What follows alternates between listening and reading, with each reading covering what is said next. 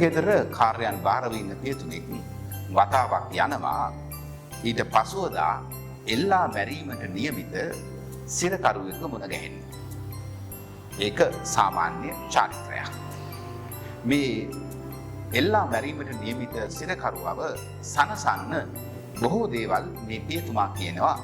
නමුත් ඔහු නෙමේ පියතුමා කියන දේවල් කනකට ගන්න නැත්තේ. මේ පියතුමා කියන දේවල් අහගෙන ඉන්න බැරි තැන මේ සිරකරුවා එල්ලා මැරීමට නියමිත වරදකරුවා එයාගේ කට අරිනවා, මුව විවර කරනවා. එයා එල්ලා මැරීමට නියමිතව තිබෙන්නේ මිනි මැරීමක් සම්බන්ධව. එයා කියනවා පියතුමනි, ඔබතුමා මට මගේ පාසල් කාලේදී දහම් පාසලේදී ධර්මෝපදේශය උගන්වනවා වෙනුවට රටේ අපරාධ නීති හා නීතිය පිළිබඳව ඉගැන්වුවා නම් මාව හෙට දවසේ එල්ලා මරන්නේ නෑනේ කියලා. පියතුමා කියනවා මෙන්න මෙහෙම. ඔබ දහම් පාසලේදී දස පනත ඉගෙන ගත්තද? අර වරදකරුවා කියනවා, මිනිමරුවා කියනවා ඔව් මම ඉගෙන ගත්තා. එහෙනම් පළවෙනි පනත මොකක්ද? වරදකරුවා පළවෙනි පනත කියනවා. දෙවෙනි පනත මොකක්ද? එයා දෙවෙනි පනතත් කියනවා.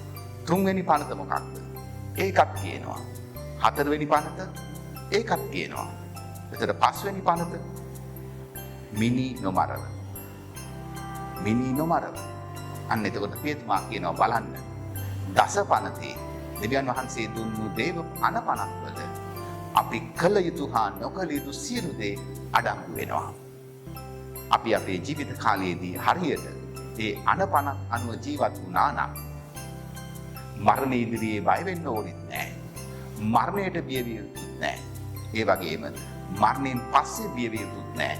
මේ වගේ හිරේ විලම්පුවේ වැටෙන්න ඕබනාවකුත් නැහැ කියලා.